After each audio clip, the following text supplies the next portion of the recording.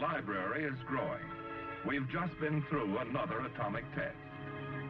For a military man, any one of us, the considerations, the problems of atomic warfare are better understood today than ever before. Military participation in Operation Tumbler Snapper is a matter of record. Experience to be used for military plans of both warfare and future atomic testing. The Nevada Proving Ground is beginning to be an old stomping ground for a lot of us in the services. On Tumbler Snapper, as on Buster Jangle back in the fall of 1951, headquarters in the forward area is a boom town called Camp Mercury, lying some 20 miles to the south of the test area. This is the place for living, working, and any recreation you are able to squeeze into a very busy schedule. The Armed Forces machine for atomic testing was better oiled than ever before. Every element of that machine ran a good many long, hard hours, hot days, and cold nights to meet a rigid schedule of nuclear detonations. If you've ever been on an atomic test before, either here in Nevada or overseas at Eniwetok, chances are you've made a good many friendships with people you see only once or twice a year. It's a big fraternity, this Order of the Mushroom, and it's growing all the time, as more and more of us from all the services have an opportunity to be a part of this big effort to collect the know-how for atomic warfare. We're still on the ground floor, but the ground floor is getting a little higher on every operation. There's no such thing as a normal working day on an atomic test. The labor pains continue around the clock until the job is done. Because AFSWAP, the Armed Forces Special Weapons Project, is the joint service agency that plans and coordinates all of the military effects tests that are run on an operation of this kind, a special command, a test command, was created. Tumbler Snapper, as Buster Jangle, was a combination weapons development and military effect test. A total of 8 nuclear weapons were detonated. Most of the military tests were run on the first 4 shots, the Tumbler phase of the operation, consisting of 4 daylight airdrops. However, the 4th Tumbler shot did play a part in the AEC weapon development program. The Snapper phase of the operation comprised the last 4 shots. The weapons themselves were installed in 300-foot towers and fired during the hours of darkness.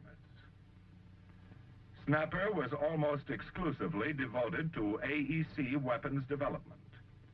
Since comparatively few military tests were conducted on Snapper, let's take a quick look at that phase first, before we get into the heart of our story.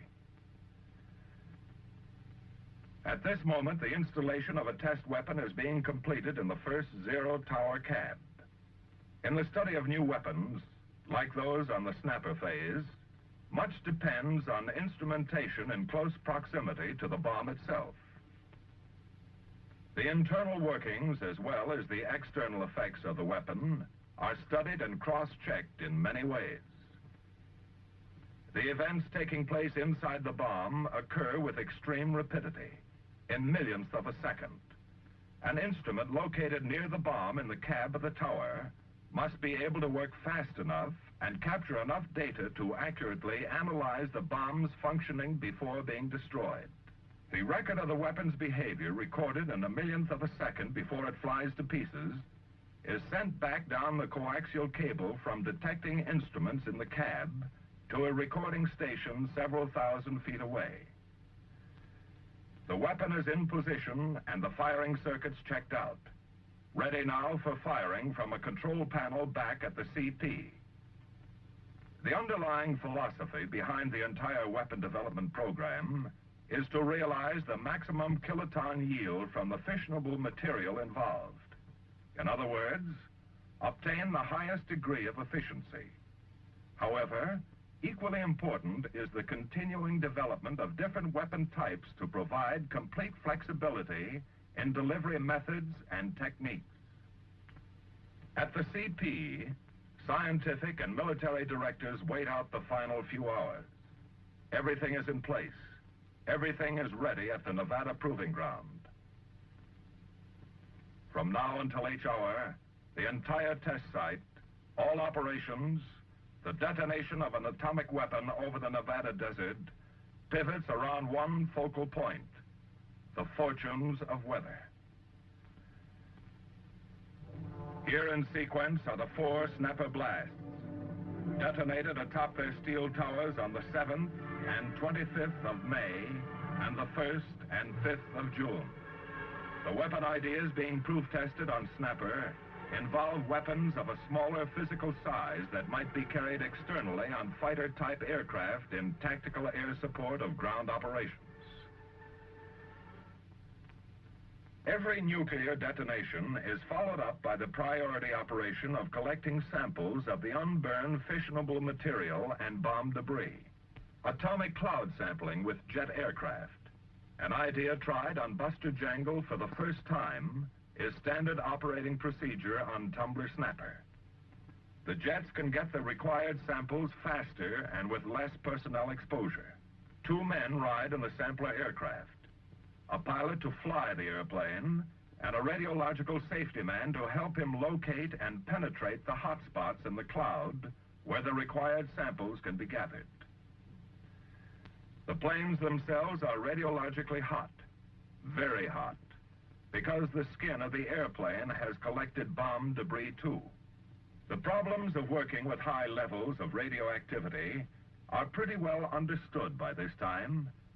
The safety precautions have been proven and defined in the course of literally dozens of cloud sampling sorties on previous atomic tests.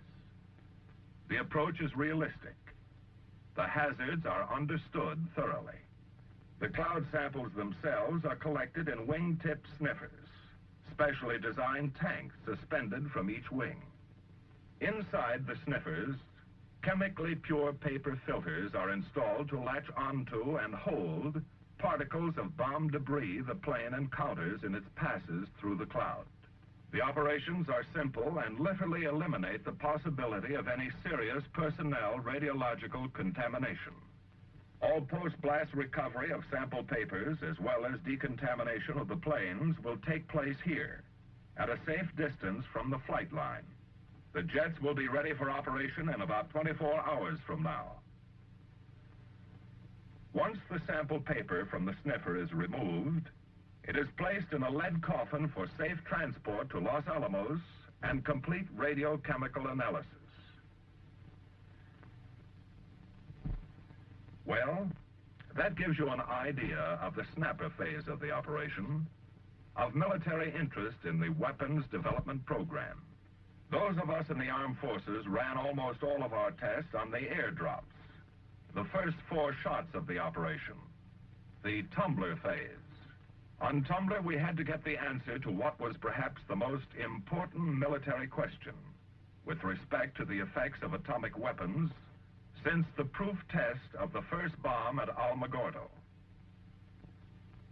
Back in about 1948, a series of curves were prepared on blast pressures versus distance for different heights of burst and different yields of bombs.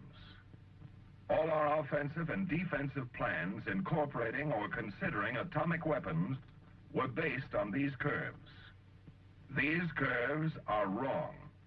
The error is severe according to more complete data collected on later atomic tests. Diagrammatically, an atomic detonation looks like this. 4 effects are produced: light, heat, radiation, and blast or air pressure. Since blast is the primary destruction force of the bomb, let's take a closer look at the blast portion of the event. The bomb is detonated in relatively cold air. The pressure wave produced by the energy released moves faster than the speed of sound in all directions at the same time, in what is known as the incident shock wave. The air is heated by the sudden compression caused by the shock wave. As the incident wave strikes the ground, most of the energy bounces back in a reflected wave. The resultant peak pressure in the reflected wave is about double the pressure in the incident wave, thereby doubling the destructive power of the shock force, or front, moving across the ground. Because the air behind the incident wave is hot, the reflected wave can move faster and gradually compress the base portion of the incident wave into a wall or stem of boosted air pressure called a Mach Y stem. On a graph, the event looks like this. The greatest pressure, of course, is produced at ground zero by the combination of the incident and reflected waves. The pressure gradually drops off as the waves move out from ground zero until the Mach Y develops and increases the pressure again. It was this amplification which extended the area of damage at Hiroshima and Nagasaki. The Mach Y stem worked over every type of structure: masonry, steel frame buildings, reinforced frame buildings. From a military standpoint, the atomic detonations on Japan seemed to be pretty effective. So Hiroshima and Nagasaki became the norm, the basis for curves on blast effects and damage. During Bikini in 1946, damage to ships in the lagoon and equipment on the beach agreed with blast damage curves developed in Japan. Theoretical height of burst curves were developed from effects observed during Hiroshima and Nagasaki, the Able shot at Bikini, and were backed up by high explosive experiments. During Operation Greenhouse at Eniwetok in 1951, men from each of the services got their heads together and dreamed up the most extensive blast study program up to that date. It involved every principal type of structure, many above, some below the ground, in a variety of orientations to the burst. It involved airplanes in the sky, parts of airplane structures on the ground, tanks, and other types of military equipment. The pre-blast estimates of damage were based on composite blast curves developed from studies of Japan and theoretical calculations. Pressures resulting from the tower shots of Greenhouse were less in some cases by a factor of as much as 2/3 than the original predictions. On the bursts of Buster Jangle, even more severe differences showed up between the predicted blast effect estimates and the actual results produced by nuclear weapons. For unknown reasons, nuclear weapons were producing, in some cases, only about 1/3 the blast pressure that we had expected. This raised some very sobering questions in the minds of military planners. We knew the energy was there, but something somewhere along the line was happening to lessen or cushion the full effect of the blast. Where and why are there such discrepancies in our blast curves? Getting the answers was our priority objective on Tumbler. Several things could be happening. For one, the shock-reflecting characteristics of the target itself might be a factor. For another, the thermal radiation might cause the dust on the ground to stir up to such an extent that it cushions the shock wave. It might heat up the ground and the air layer close to the ground to such an extent that it would alter or soften the full effect of the blast or the development of the total potential force of the reflected pressure wave. On the other hand, perhaps there is a completely unknown reason why our estimates of the optimum height of burst for an atomic bomb were wrong. So nuclear weapons were used for the purpose of establishing new blast curves at the Nevada Proving Ground in the spring of 1952. The first weapon will be detonated over Frenchman Flat, site of Operation Ranger in 1951. This is a dry lake bed with moderately stable soil and generally high thermal reflecting characteristics. The blast measurement line stretches 4,000 feet west from ground zero. 50-foot poles were placed every 250 feet along the blast line, with instrumentation running from ground level to the very top, changing the lake bed from its normally flat, deserted appearance to that of an outdoor scientific laboratory, complete with intricate instrumentation of all sizes and purpose. All of this will help determine the blast characteristics produced by a nuclear weapon over this type of target, and to extensively study phenomena occurring in the air layer close to the ground. To aid the many projects in making a more complete evaluation of their results, the Air Weather Service is installing special instruments to record wind direction, speed, air temperature, and relative humidity. This data will help by recording the exact meteorological situation around the test setups at shot time. Another instrument, known as a blast switch, will record the time of arrival of the shock front at ground level, 10 feet and 50 feet. These are installed at stations along the blast line to give us additional information on blast and its behavior as a function of time and distance from zero. The next set of instruments, Bianco gauges, located at 3 elevations on the pole, will measure variations in pressure with time and distance. Gauges on the pole are parallel to the blast line, and at ground level are flush with the earth. The gauge itself incorporates a pressure-sensitive recording element placed behind the hole in a 17-inch baffle. We're trying every angle and every gadget we can to find out what really does happen when an atomic bomb kicks out fiercely at the world around it. To get a picture of blast pressure driving into the ground, we're installing self-recording accelerometers 5 feet below the surface. At this shallow level, we hope to obtain data on movement of the shock wave, both vertical and horizontal through the medium of Earth. Other accelerometers placed to a depth of 50 feet will record the deeper responses.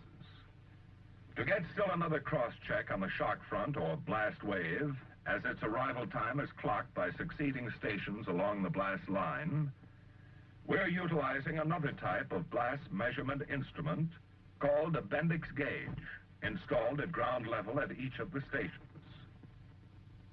At 10 feet and ground level, we're installing dust collectors to see, first of all, if the thermal phase does kick up dust, and if so, to determine the size and density of the material that could possibly be a factor in reducing the power of the shock wave, besides absorbing and retaining some of the heat. By establishing air temperature at ground level, at 10 feet and at 50 feet before the burst, during the period of thermal radiation, and during and after the shock wave, we hope to get one check on the effect of this hot air layer on the shock wave. We're using a self-recording temperature measurement device called a thermocouple, which contains a very delicate temperature-sensitive element capable of recording temperatures ranging from normal temperature on the Nevada desert up to 1,000 degrees centigrade and back again to normal in a few fleeting seconds. At some of the closer stations, we're installing other types of air temperature gauges, 2 and 4 feet above the desert floor, to further our studies on air temperature versus time in proximity to 0 point. We're installing another gadget, a sound velocity recorder, to give us still another cross-check measurement of the temperature of the air above the ground at the time of the burst, during the period of thermal radiation, and up to the time of arrival of the blast wave. This is done by measuring changes in the velocity of sound produced and received by the instrument. We hope this will prove to be still another way to determine the interference of the hot air layer close to the ground with the subsequent blast wave. By sundown, the day before the shot, we had our blast line poles fully decorated like a row of weird Christmas trees. The working scaffolds had been pulled down, the cable trenches filled, and the area leveled. Our job is over for the present. All we can do now is wait. What has been feverish activity during past days and weeks suddenly becomes quiet, studied, in a way desolate. This is the last check, the final inspection by Los Alamos and military test directors as they survey the blast line with its complicated array of instrumentation above and below the ground. All is secure. Frenchman Flat stands alone and ready for the first shot of this operation. Shot day, 0 hour minus 10 seconds. The drop plane has released the first weapon of the operation. And as the bomb falls, smoke rockets are fired to form a grid. High-speed cameras record their responses as a measurement of blast pressures above the ground. This bomb is not a test of a new idea, but a weapon with a 1 kiloton yield detonated at an altitude of 800 feet to closely correlate the effects with the low-yield bomb of Buster Baker. Once the dust is settled and the safest routes for re-entry are chosen for us by the RadSafe people, we quickly move back to the blast line stations to recover our instruments and their very hard-to-come-by data as soon as we can. Although radiation levels are high and working time is short, it's perfectly okay for us to go in and pick up our priority data. We're all understandably anxious to get the answers, although this may take weeks or months of study and evaluation before the final determinations are made. With the first shot of the Tumbler phase completed, we're taking the rest of the weapons north, some 10 miles across a ridge of mountains into the next valley, Yucca Flat, site of the Buster operation, to try different heights of bursts over a completely different type of target. Stretching to the south, 12,000 feet from ground zero, are the various military effects measurement lines. The blast line here is basically a duplication of the Frenchman Flat blast line. The target is a bullseye 500 feet across. By comparison with the lake bed in Frenchman Flat, the surface in this area is rough and dusty. By comparison with data we got at Frenchman Flat, we hope our instruments here will tell us if the thermal absorption characteristics of a target affect the shock wave. Here we will also get a valuable check on the effect of the height of burst on the development and effectiveness of the shock wave and Mach Y stem. Tumbler, Shot 2, 15 April 1952. The weapon for Tumbler, shot number 2, is the same size as the one detonated over Frenchman Flat. Yield, 1 kiloton. Height of burst, 1,100 feet. This gave us a chance to detonate the same weapon over both a reflecting and non-reflecting target. 22 April 1952. Tumbler, shot 3. Weapon yield, 30 kilotons. Height of burst, 3,500 feet. The same scaled height as shot number 2. These two tests should together provide an excellent check on the normal blast scaling laws.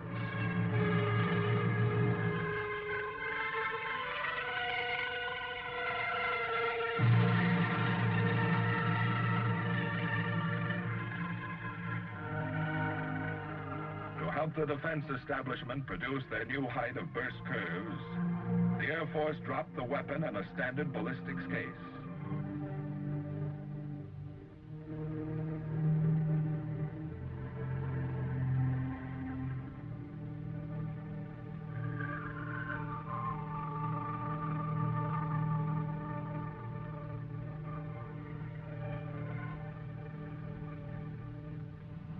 Tumbler, shot 4, H minus 1 minute.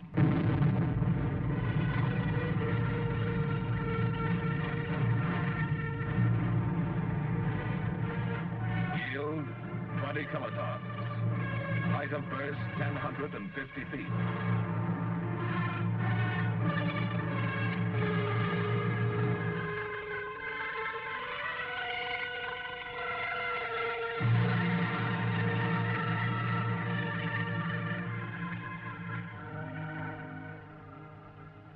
We have had the opportunity to measure and study the characteristics of blast, the basic destructive force released by an atomic bomb. to study it in the course of 4 detonations over 2 types of targets, 3 different heights of bursts, and 3 different yields. The Tumbler operation provided good experimental data on which we can base new height of burst curves for operational use. These curves falling between the old theoretical curves and the data obtained during Buster, providing for the first time experimental proof of the advantage of detonating an atomic bomb high in the air when weak targets such as aircraft are involved. We also found that the normal cube root blast scaling laws developed from high explosive tests apply to the blast pressures from atomic weapons. A new phenomena which may account for the low pressures measured on previous tests was observed for the first time on the 4th shot of Tumbler, a so-called precursor pressure wave moving out from ground zero in advance of the incident shock wave from the bomb.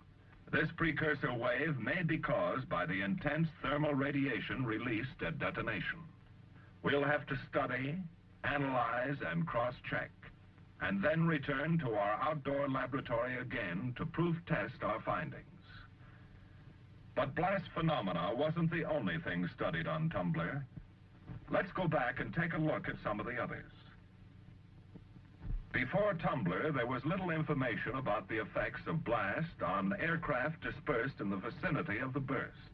We didn't know for sure how much blast pressure an aircraft could withstand and still take off on a mission.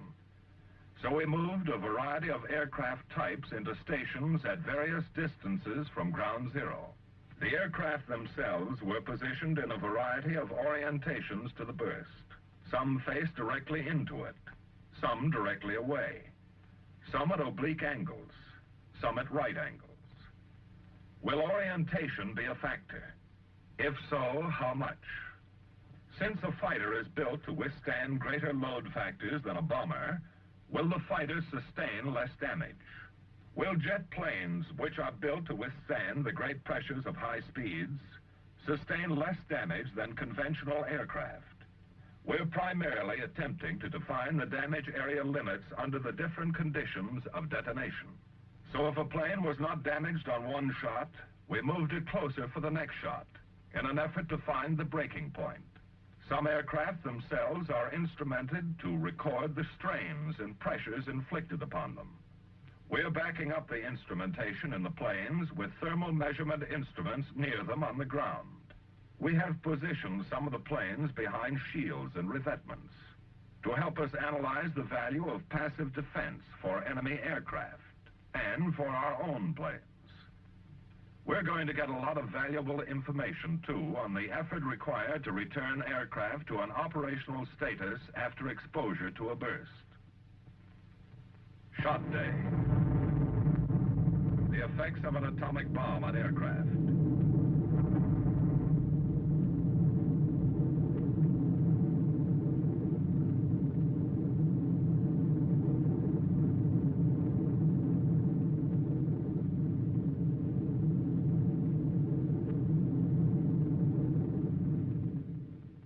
After a shot, we're all anxious to get back to our test setups and see for ourselves what happened. The data is here. It only needs to be recovered and analyzed in order to be applied to the plans and problems of atomic warfare. Among many other things, we learned that bombers do receive more damage than fighters. Jet aircraft generally sustain less damage. Planes in a side orientation to the burst receive the greatest damage. In all cases, damage is closely related to the height of burst, distance from ground zero, and kiloton yield of the bomb. Planes in some cases can be returned to operational status after exposure to an atomic detonation. Some can go into operation immediately. Hopefully, this program will give our military planners a great deal of new and vitally important offensive and defensive information.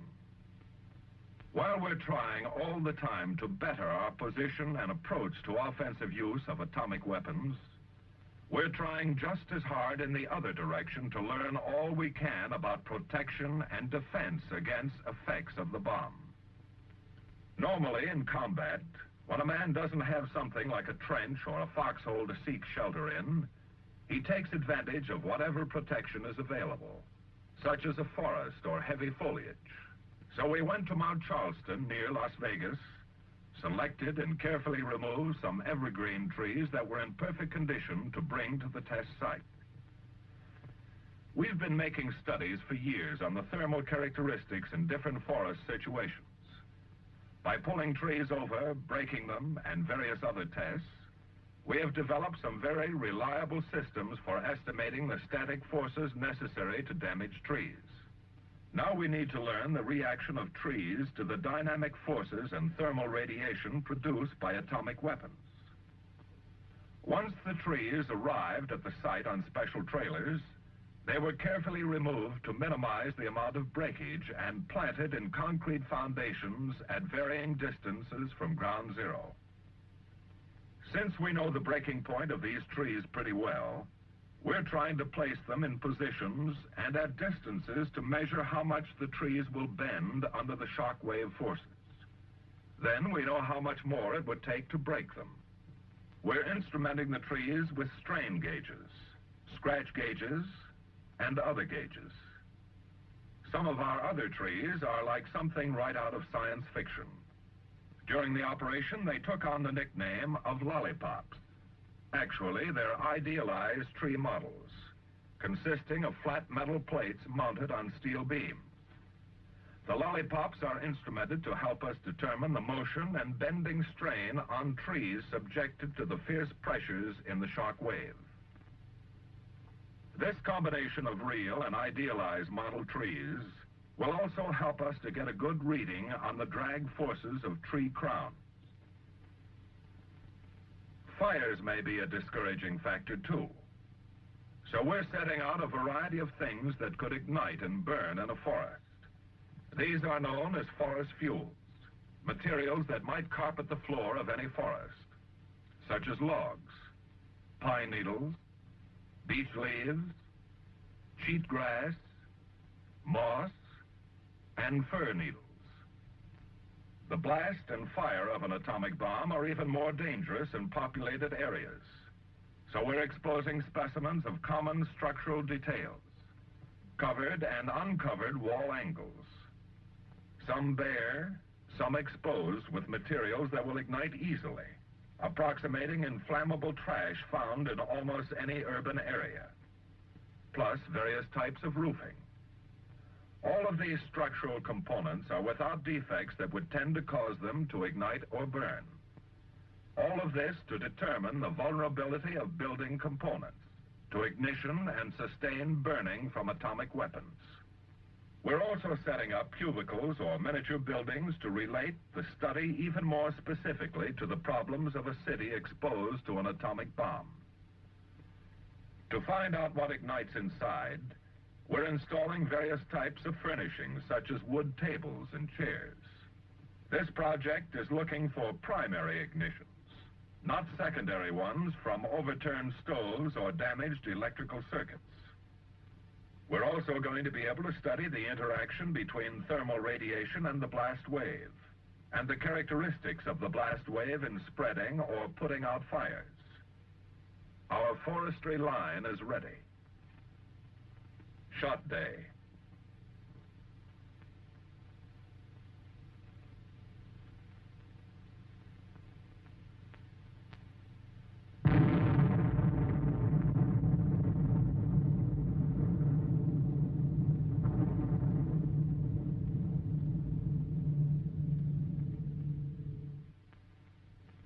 About shockwave effect on our trees, we learned that they are fairly flexible even against the dynamic force of the bomb. There was a minimum amount of breakage and little damage from flying missiles. However, all of our stations did not come out unscathed. We found that with trees in good condition, generally good thermal protection will be available, thus lowering the degree of burning and the ultimate area of damage. But a full evaluation of their blast protection or hazards will depend on more extensive tests in the future. Our fuel samples were upright to provide the most ideal conditions for igniting and to help us find the limits of the bomb's ability to start and blow out fires. It is only relatively close in that the shock wave blows out a fire. Our miniature buildings and structural specimens gave us valuable data and confirmed many predictions. Sustained burning will not occur if structures in good condition are beyond the primary blast area. After the heat from the bomb has diminished, the fire will generally go out. There would probably be some ignitions through open and broken windows. Then we set out to broaden the foundation of knowledge on which we can reliably base troop participation in atomic warfare. First of all, we want to learn more about the effect of atomic bombs on the combat tools of ground troops. So we're going to let the blast work over a wide range of implements used by soldiers in the field. A cross-section of everything that rolls or shoots will be exposed in a variety of orientations to the bursts and at several distances from the detonation, from large artillery units and heavy machine guns to light weapon emplacements. Shot day, Camp Desert Rock, H-5 hours. Throughout much of recorded military history, it's clear that the effectiveness of troops is geared to their psychological attitude toward the weapons used and situations encountered.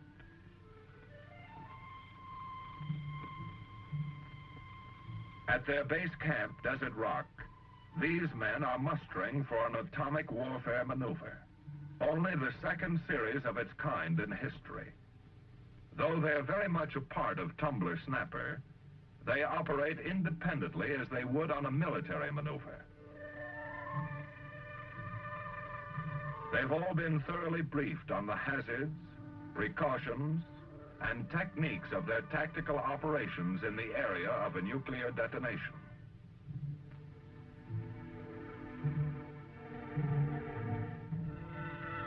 After the time check, the word is roll out. Every man is accounted for.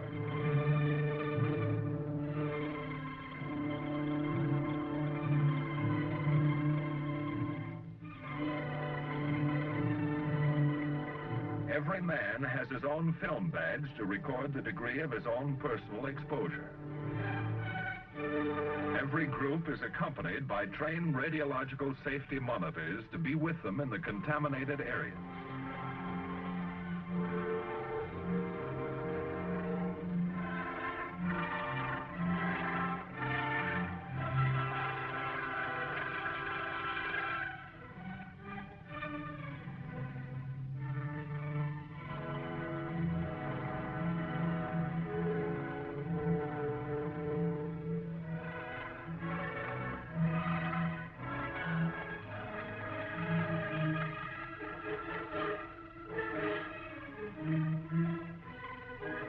Yucca Flat, Desert Rock entrenchment area, 4 miles from ground zero. H-90 minutes.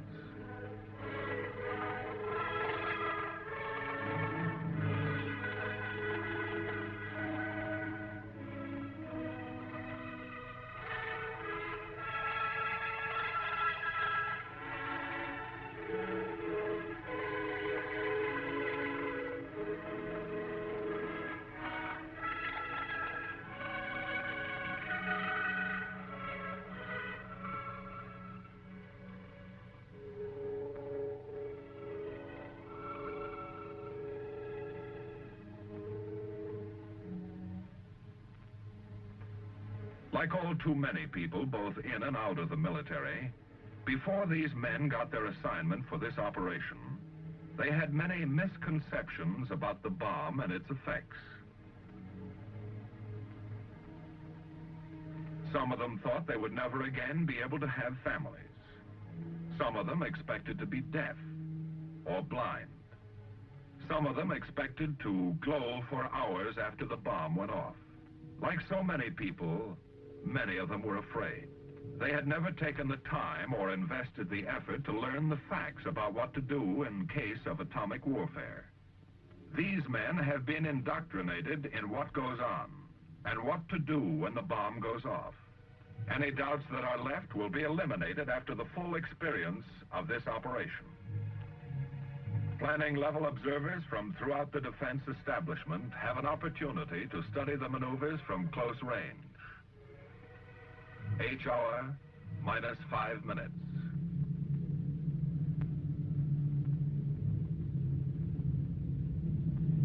May I have your attention? The B-50 type aircraft you see overhead is the dropped plane on its bombing run. The time of fall will be 40 seconds. You will hear the countdown from the bomb away until the first time. Remain in your holds until the command raise has been given at H plus 3 seconds. If you stand up too soon, the intense light will temporarily blind you, and the heat will give you the equivalent of a severe sunburn. When the command raise has been given, stand up and lean against the rear of your foxhole. This will brace you against the shock wave, which will arrive at this point at burst time plus 25 seconds. It is now H minus 2 minutes. Everyone kneel down in your foxholes, look down, and stay down.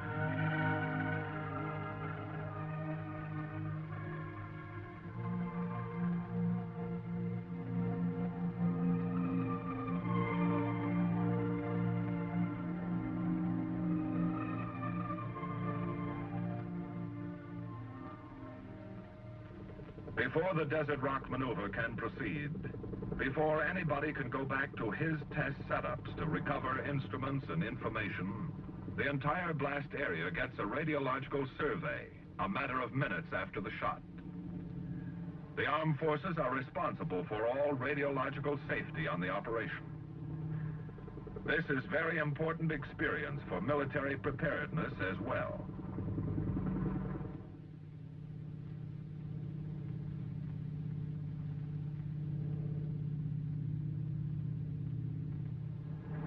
The helicopters can hover close to the ground, survey and double-check any questionable areas. Re-entry routes and procedures are determined accordingly by the men of RadSafe Operations and the commanding general of Desert Rock. On 3 of the Tumbler shots, the Strategic Air Command operated bombers at operational altitudes above the burst. This is another part of the Defense Establishment program to give more service people the experience and confidence for atomic warfare operations. We re-enter our display areas close to ground zero once RadSafe okays us for the move up. Since the biggest value of the operation is for us to prove to ourselves that it can be done and find any weak points in the training, psychiatrists are with us to study our reactions before, during, and after the experience. No one can ever fully make you realize what you'll see and feel when you experience an atomic weapon detonated for the first time. It's quite an experience, no matter where you are to watch it. This kind of experience is immensely valuable for any military man, and it will be a part of the tactical training for a great many Army and Marine field forces in the future. In the minds of many of the men, there was doubt and fear before. Now there is confidence. Confidence that comes only with experience. Just treat it with respect rather than fear. Use a little common sense and observe a few basic precautions. After the walkthrough, we moved back out of the contaminated zone to our parking area. We made it, and so can anyone else who goes through this kind of operation. 3 months ago, all the gold in Fort Knox wouldn't have made us want to do it. Now we wouldn't take anything for the experience. We've proved a lot to ourselves and to a lot of other people who need to know it can be done. And we're proud of it.